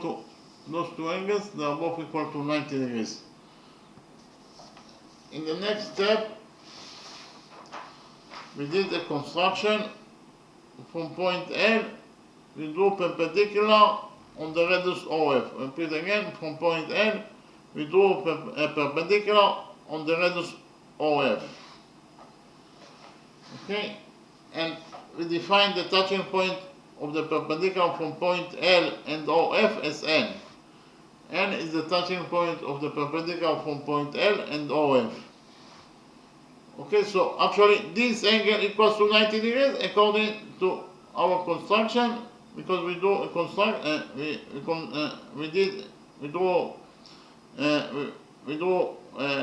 a perpendicular from point L. Therefore, this angle equals to 90 degrees according to our construction. Okay. So actually, in the orange quadrilateral DLMF, we have 1, 2, 3 right angles. Again, 1, 2, 3 right angles. And the sum of 3 right angles is 90 times 3 is 270 degrees, plus the size of the fourth angle, that is actually angle DLN, plus the size of this angle. In total, the sum of those 4 angles must be equal to 360 degrees, according to the rule that the sum of the angles in any quadrilateral is equal to 360 degrees. We subtracted 270 degrees from this equation and we found out that the missing angle DLN, equals to 360 degrees, minus 270 degrees, it is equal to 90 degrees. So we found out the missing angle D and N, this angle equals to 90 degrees. So we actually found out that inside quadrilateral DLMN, we have 4 right angles. And any quadrilateral that has 4 right angles must be at least a rectangle, if not a square. Okay? So we will relate to quadrilateral DLMN as a rectangle. Why? Because it has 4 right angles. Okay, so quadrilateral DLMN is a rectangle. Okay? We also know that the opposite sides of a rectangle are equal to each other. Okay? So the opposite sides of rectangle DLMN must be equal to each other. We define side DM as edge. DM equals to edge according to our definition. And according to the rule that the opposite sides of rectangle are equal to each other, we get that side DM must be equal to side LN. Side DM must be equal to side LN. But according to our definition, side DM equals to H. Here, side DM equals to H, according to our definition. So from this equation, H equals to DM equals to LN, we will derive that side LN is also equals to H. Here, side LN is also equals to H. Okay, likewise, according to the same rule, the opposite sides of a rectangle are equal to each other. In rectangle DLMN, side DL must be equal to side MN. Side DL must be equal to side MN. But according to what is given as the equation, side DL equals to 12 units. So we can write here that DL equals to 12 units. And from this equation, 12 equals to DL equals to MN. We will derive that side MN is also equals to 12 units. Here, side MN equals to 12 units. Okay, so in the next step, we joined points O and C together by a straight line and created the green right triangle, triangle OCM. OC is the hypotenuse of the green right triangle, but OC, it is also the radius of the quarter circle. Why? Because point O is the center of the quarter circle and point C is the point of the quarter circle itself. That is exactly the definition of a radius. So OC is the radius of the quarter circle that is equal to capital R according to our definition. Okay, so we implemented the Pythagoras theorem on the right green triangle, triangle OCM. According to the Pythagoras theorem, the square of the hypotenuse equals to the sum of the squares of the perpendiculars. The hypotenuse is OC, so the square of the hypotenuse is OC square, and it must be equal to the sum of the squares of the perpendiculars. That is to say, it must be equal to OM square plus PM square. OM square plus CM square. I'll repeat again. In the right triangle, triangle OCM, OC square equals to OM square plus CM square. OC is the radius of the quarter circle that is equal to capital R, therefore OC square is R square. OM equals to 9 units, therefore OM square is 9 squared, that is 81, plus CM square. What is the value of CM? From the domain it is very easy to see that CM equals to CD plus DM. Again, CM equals to CD plus DM. That is to say, CM equals to CD, that is 16, plus DM, that is H. So in total, CM equals to 16 plus H. So here, CM equals to 16 plus H, therefore CM square will be equal to 16 plus H square. So in conclusion, we found out that according to equation number 1, R square equals to 81 plus 16 plus H square. In the next step, we joined points O and L together by a straight line, and this way we created the orange right triangle, triangle LOF. Triangle LOF. This angle equals to 90 degrees, therefore it is a right triangle.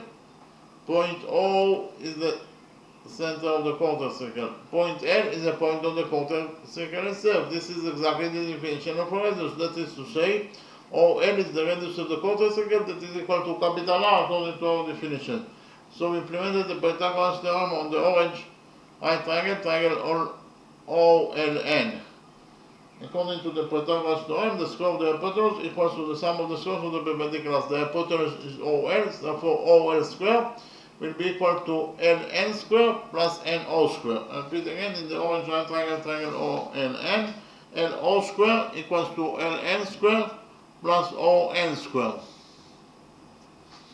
LO is the radius of the quarter circle that is equal to capital R, therefore LO square equals to capital R square, and it is equal to Ln square. Ln equals to H, therefore Ln square equals to H square plus NO square. NO equals to OM plus MN, that is to say NO or ON equals to OM, that is 9, plus MN, that is 12. 9 plus 12 is 21. So NO equals to 21, therefore NO square will be equal to 21 square. So in conclusion, found out that according to equation number 2, R square equals to H square plus 21 square. That is to say, according to equation number 2, we found out that R square equals to H square plus 21 square. 21 square is 441, so according to equation number 2, we found out that R square equals to H square plus 441, while according to equation number 1, we found out that R square equals to 81 plus 16 plus H square. So we have two different expressions for R square. Therefore, we created equation number 3 that states that R square according to equation number 1 must be equal to R square according to equation number 2. Okay, so here R square according to equation number 1 is equal to 81 plus 16 plus H square, and it must be equal to R square according to equation number 2, that is H square plus 441. Okay, so here we open the brackets on this side of equation number 3, and we found out that according to equation number 3, 81 plus 16 plus H square. 16 plus H square equals to 16 square, that is 256, plus H square plus 2 times 16 times H, that is 32H. And it is equal to H square plus 441. Here 81 plus 256 is 337 plus 32H, that is equal to 441, and that is equal to 441 plus H square. So here we have H square on both sides of the equation, so H square will get cancelled, and we left only here 81 plus 256 is 337, so in this side of the equation we have 337 plus 32H, that is equal to 441. We subtracted 337 from this equation number 3, and found out that according to equation number 3, 32H equals to 441 minus 337 is 104. So in conclusion, according to equation number 3, we found out that 32H equals to 104. We divided this equation number 3 by 32, and we found out that H equals to 104 over 32. 104 over 32 is 3.25. Now we found out that H equals to 3.25, therefore we substituted H in equation number 2 by 3.25. So here, according to equation number 2, we found out that R square equals to H square plus 441, and H equals to 3.25. So if H equals to 3.25, it means that H square will be equal to 3.25 square, that is 10.5625. So in conclusion, we found out that R square equals to 10.5625 plus 441. 441 plus 10.5625, it is equals to 451.5625. So in conclusion, we found out that according to equation number 2, R square equals to 451.5625. Here we took out of this equation number 2, and found out that the radius of the quarter circle, it is equal to 21.25 units. Here the radius of this quarter circle is equal to 21.25 units. That is a little bit greater than line segment ON, or that is equal to 21 units. We finished the first question. Then I actually presented to you the second question, and we solved the second question in two different methods.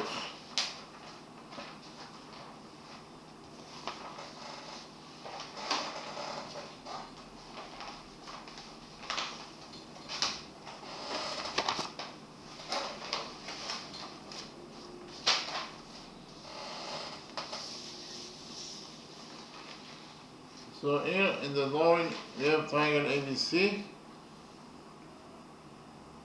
angle ADC equals to 80 degrees, angle ACD equals to 40 degrees, side AC equals to Y, side DC equals to X, and side AB equals to X plus Y, and we are looking for this angle theta, that is actually angle ABC. We want to find out the size of this angle theta. So first of all, we did the construction. We extended side BC by straight line.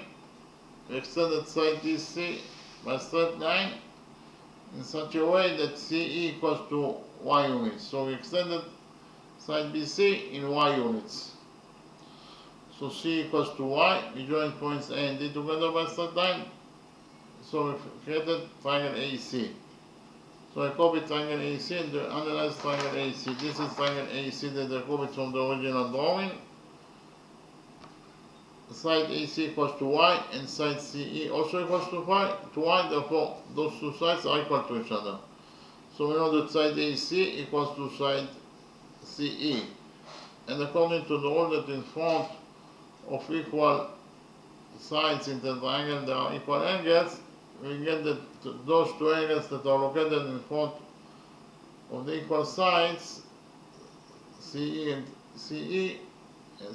AC, are equal to each other. So that is to say, angle CAE equals to angle AC. So if we define one angle as alpha, then the other angle must be also equal to alpha. Then I presented to you the exterior angle theorem. According to the exterior angle theorem, if we have triangle ABC, that could be any triangle. Angles alpha, beta, and gamma are the interior angles of triangle ABC, while this angle E, is an exterior angle. Why? Because it is located outside triangle ABC.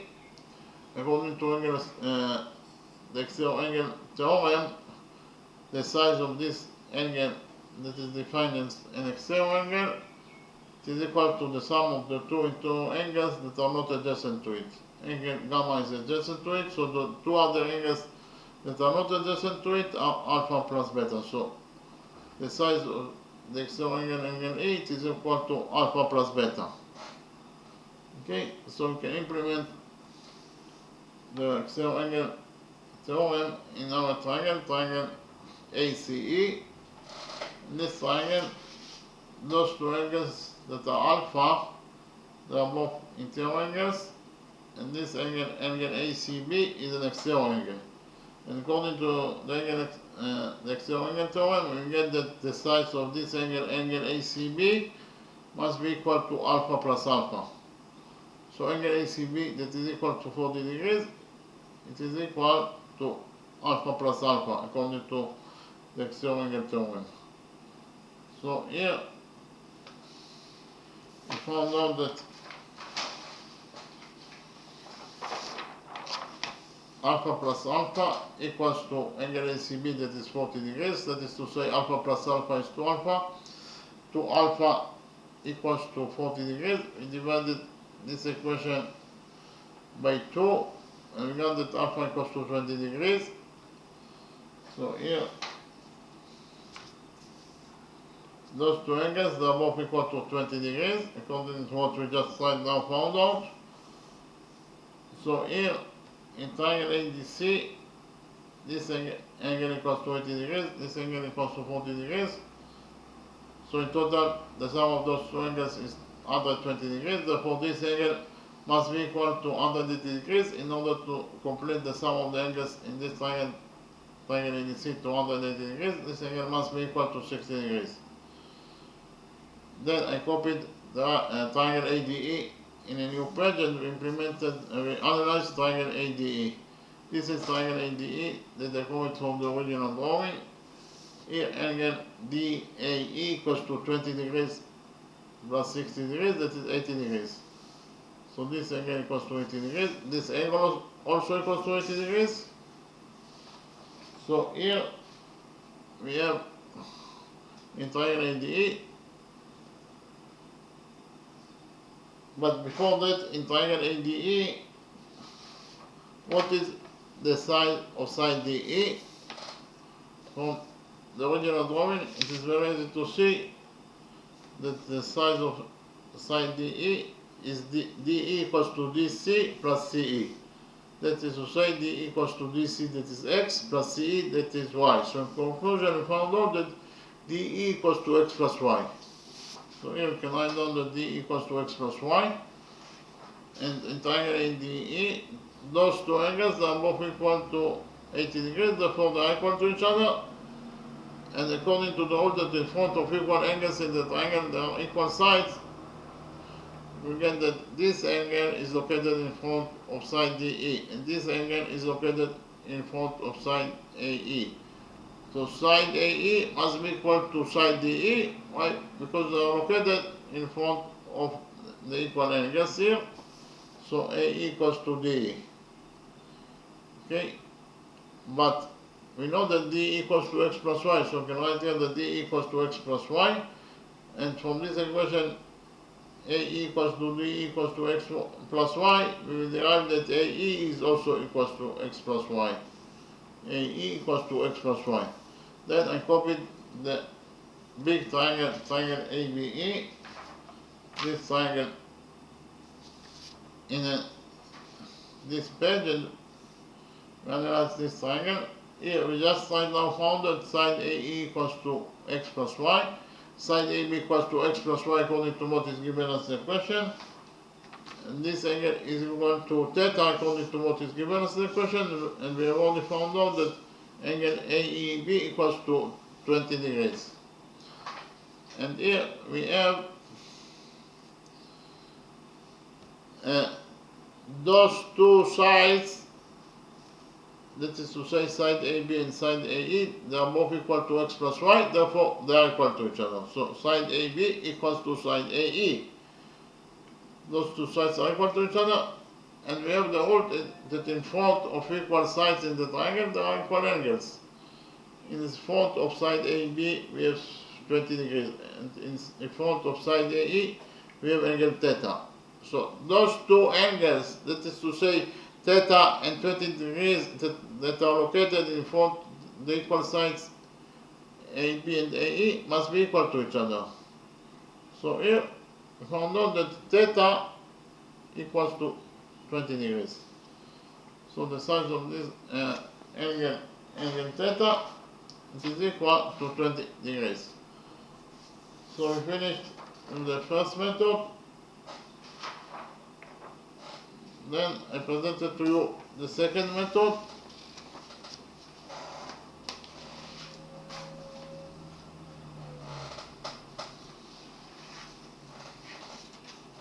In the second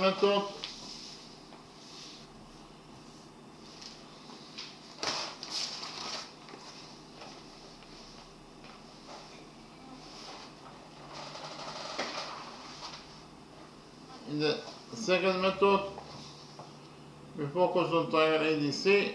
In triangle ADC, this angle equals to 80 degrees, this angle equals to 40 degrees. So 40 degrees plus 80 degrees is 120 degrees. So this angle must be equal to 60 degrees in order to complete the sum of the angles in triangle ADC 280 degrees. This angle must be equal to 60 degrees. Then we define side AD as A.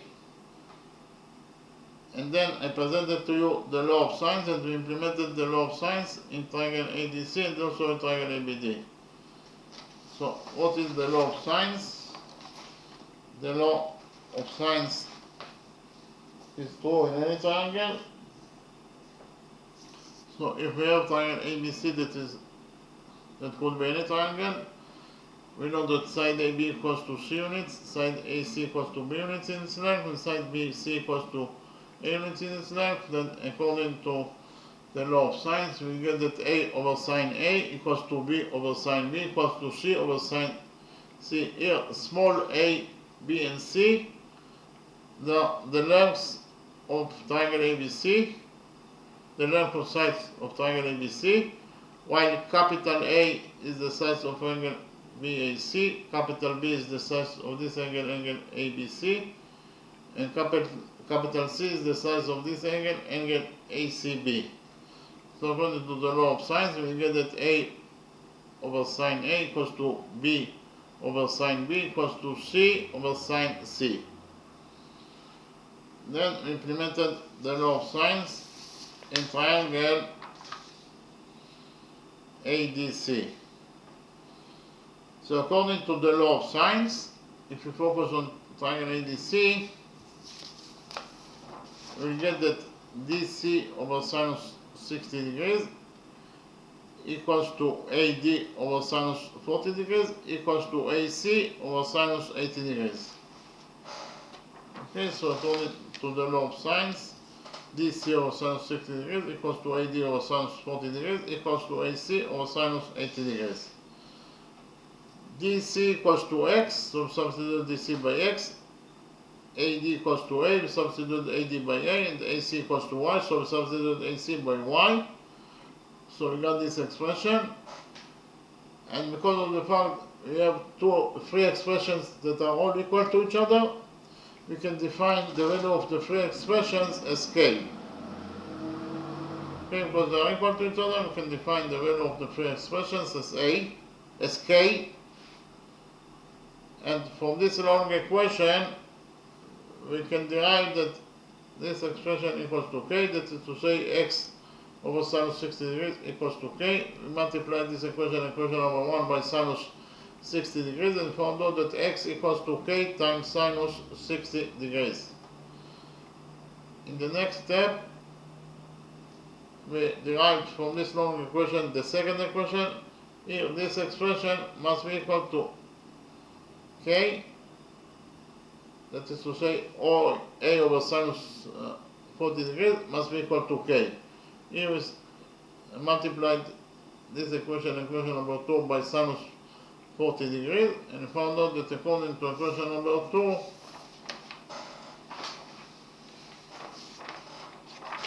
A equals to K times sinus 40 degrees, and finally this expression must be also equal to K. Okay? That is to say, Y over sinus 80 degrees equals to K. We multiply this equation by sinus 80 degrees and found out that Y equals to K sinus 80 degrees. So we have the values of Y, the value of A, and the value of X. Here, X equals to K times sinus 60 degrees. In the next step, we focus on triangle ABD, and we actually implemented the law of sines in this triangle ABD. But before that, we found the size of this angle, angle ADB. BC is one side of triangle ABC, therefore it is absolutely a straight line.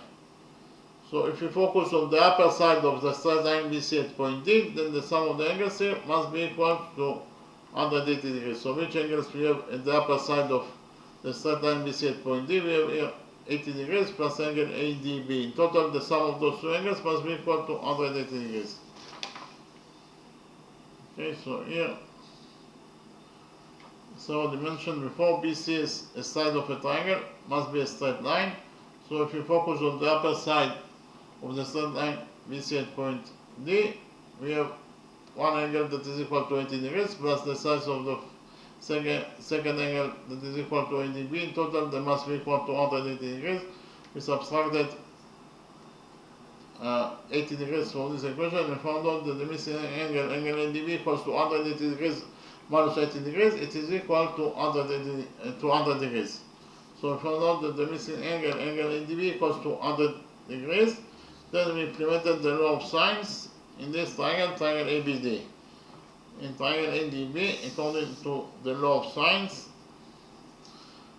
we get that here AB over sinus 100 degrees, AB over sinus 100 degrees must be equal to AD over sinus theta. Again, AB over sinus 100 degrees must be equal to AD over sinus theta. I repeat again, AB over sinus 100 degrees must be equal to AD over sinus theta.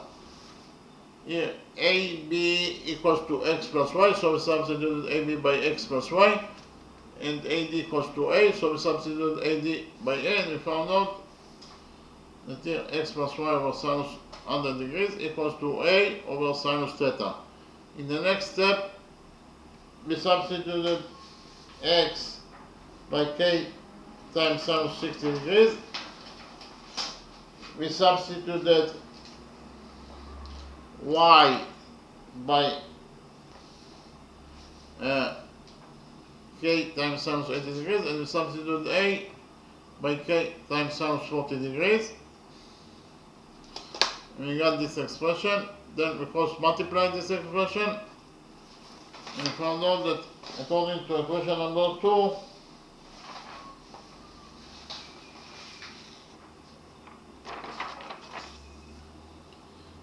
sinus 80 degrees plus sinus 60 degrees over sinus 100 degrees equals to sinus 40 degrees over sinus theta. So here we cross multiply this equation number 2, and we found out that according to equation number 2, sinus 80 degrees plus sinus 60 degrees times sinus theta equals to sinus 80 degrees times sinus 40 degrees.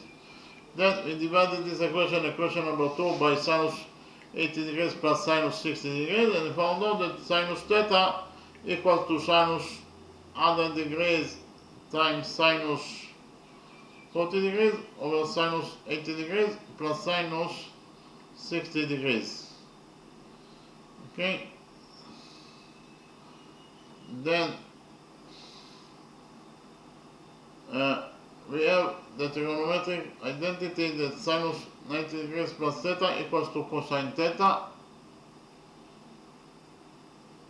and we use this trigonometric identity in order to find out the value of sinus 100 degrees. Sinus 100 degrees equals to sinus 90 degrees plus 10 degrees, and according to this trigonometric identity, sinus 90 degrees plus theta equals to cosine theta, we will get that sinus 90 degrees plus 10 degrees equals to cosine 10 degrees. So we can substitute sinus 100 degrees by cosine 10 degrees. Okay. Then we also have the second trigonometric identity that sinus 2a equals to 2 sine a cosine a. And here we know that sinus 40 degrees equals to sinus 2 times 20 degrees. So according to this trigonometric identity, that sinus 2a equals to 2 sine a cosine a, we conclude that sinus 2 times 20 degrees equals to 2 times sinus 20 degrees times cosine 20 degrees. That is to say, we can substitute sinus 40 degrees by 2 times sinus 20 degrees times cosine 20 degrees, and we can also substitute sinus 100 degrees by cosine 10 degrees. So we did it, we substituted the two expressions, and we found out that according to equation number 2,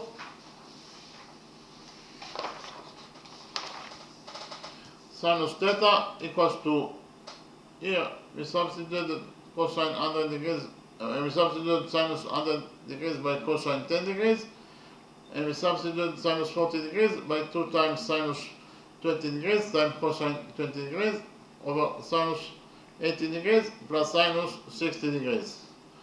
Here we have the trigonometric identity that sinus d plus sinus c equals to 2 times sinus d plus c over 2 times cosine d minus c over 2. So according to this trigonometric identity, we get that the value of sinus 80 degrees plus sinus 60 degrees equals to 2 times d plus c over 2 is 80 plus 60 is 140, and 140 over 2 is 70, so it is 2 times sinus 30 degrees times cosine d minus c over 2 times cosine d minus c. D is 80, C is 60, 80 minus 60 is 20, and 20 over 2 is 10. So here we have cosine 10 degrees. So in conclusion, we found out that sinus 80 degrees plus sinus 60 degrees equals to 2 times sinus 70 degrees times cosine 10 degrees. Therefore, we can substitute sinus 80 degrees plus sinus 60 degrees in the denominator of this equation, equation number 2, by 2 times sinus 70 degrees times cosine 10 degrees. So we did it, and we got that sinus theta equals to 2 times cosine 10 degrees times sine 10 degrees times cosine 20 degrees, and we substituted sinus 80 degrees plus sinus 60 degrees in this equation, equation number 2, by 2 times sinus 70 degrees times cosine 10 degrees.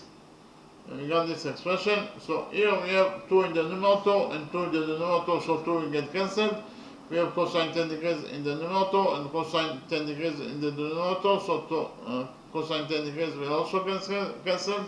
What is left from equation number 2 after we cancel the two expressions? What is left is that sinus theta equals to 2 times equals to sinus 20 degrees times cosine 20 degrees over sinus 70 degrees.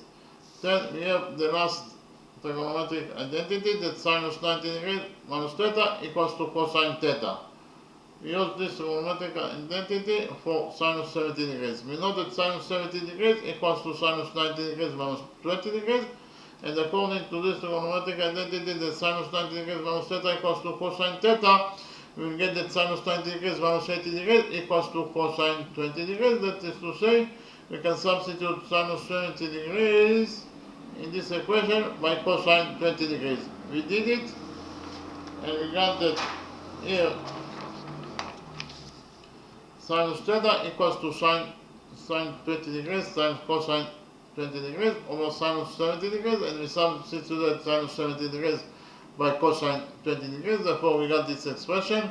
So here we have cosine 20 degrees in the numerator and cosine 20 degrees in the denominator. So cosine 20 degrees will get cancelled, and we're left only with sinus theta, that is equal to sinus 20 degrees. If sinus theta equals to sinus 20 degrees, it means that theta equals to 20 degrees according to the trigonometric identity, that if sinus alpha equals to sinus beta, it means that alpha equals to beta. So if sinus theta equals to sinus 20 degrees, it means that theta equals to 20 degrees. So in both methods, we found out that the side of this angle theta, it is equal to 20 degrees.